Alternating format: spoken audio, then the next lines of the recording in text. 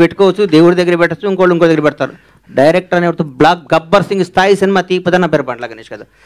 హరీష్ గారు మీరు తీసిన సినిమాల్లో గబ్బర్ సింగ్ కి చాలా స్పెషల్ ప్లేస్ ఉంది.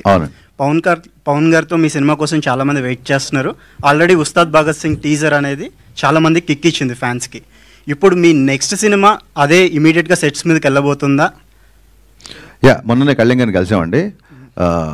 మీకు ఆల్రెడీ మిగతా సినిమాల స్కెడ్యూల్స్ కూడా వస్తున్నాయి కదా. కళ్యాణ్ గారు మళ్ళీ హైహర్ వీరమల్లు, ఓజీ, అలాగే ఉస్తాద్ భగత్ సింగ్ 3 రెజ్యూమ్ చేస్తున్నారు.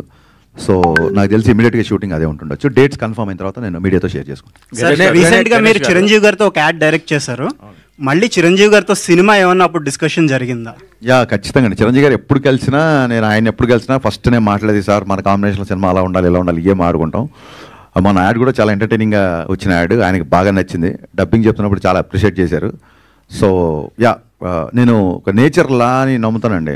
మనకి నేను చెప్పే కదా, మిరపకాయ సక్సెస్ తర్వాత నేను వేరే ప్రొడ్యూసర్ దగ్గరికి వెళ్తుంటే కళ్యాణ్ గారి నుంచి కాల్ వచ్చి గబ్బర్ సింగ్. సో నేను గబ్బర్ సింగ్ తీసాను అనుకోను, గబ్బర్ సింగ్ సినిమా నన్ను చూస్ చేసుకుంది అనుకుంటా. నేచర్ కాల్ అది, ప్రకృతి సహజంగా వచ్చిన ఒక decision, universe call actually. So అందుకు నేను చిరంజీవి గారితో కూడా ఆ యూనివర్స్ ఆ కాల్ తీసుకున్నప్పుడు I think it will happen అండి. నేను కూడా వెయిటింగ్ అండి. గణేష్ గారు మొన్ననే మెగాస్టార్ చిరంజీవి గారి సినిమా ఇంద్ర రిలీజ్ అయ్యి వరల్డ్లో పెద్ద బ్లాక్ బస్టర్ హిట్ అయింది. ఇప్పుడు మళ్ళీ ఇమీడియట్గా పవన్ కళ్యాణ్ గారు గబ్బర్ సింగ్ మళ్ళీ it is going to rewrite another history. మీరు ఒక మెగా అభిమానిగా దీని మీద మీ తాలూకా ఎక్స్ప్రెషన్ ఏంటండి? ఇండస్ట్రీలో no other sector is able to claim this success. వాళ్ళకి మాత్రమే వస్తున్న ఈ పరంపర మీద.